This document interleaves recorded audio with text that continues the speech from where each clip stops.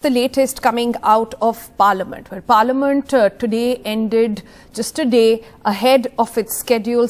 Dine over there. This has been a session that was marred in one controversy after the other, a lot of back and forth and some very, very bitter words exchanged between the opposition and the government. In fact, as both the houses ended, Rajya Sabha, there was some bit of piece of advice coming in from the Vice President there as well, Sunil. It has been a nasty session, especially the upper house this time around. That's right. Right from day one, Sonal, instead of trying to bury the hatchet, the opposition as well as the Treasury benches went into a point of confrontation. The opposition alleging that those 12 members who were suspended were for a motion that was taking place in the previous session, and that the rules do not permit it. The vice chairperson tried to say that the House is a continuous body, and it's on that basis that they went ahead with that decision.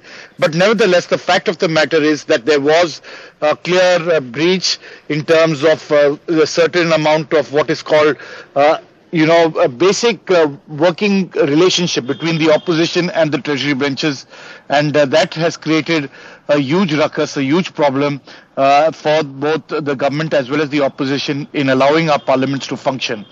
So definitely it's been a bad session once again. The Pegasus session saw Parliament not functioning at all.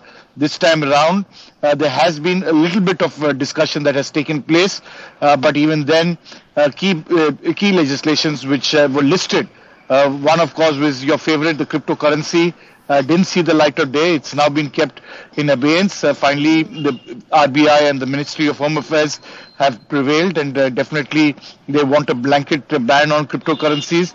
And like that, various other key legislations, as I've been pointing out, has seen a policy pause because of the assembly elections. Privatization of banks, the legislative requirement to be done, that has been kept on hold. Even though the cabinet note is ready to reduce it from 51 to 26%. Clearly, elections are on mind, Uttar Pradesh being a very important make or break for the BJP, and that's the reason why we are seeing this policy pause at the present juncture. All right, pause over there to lots of bills over there to the favorites of Sunil Prabhu and mine, as he said. We'll continue to track all those details. Thanks, Sunil, for joining us. So with that,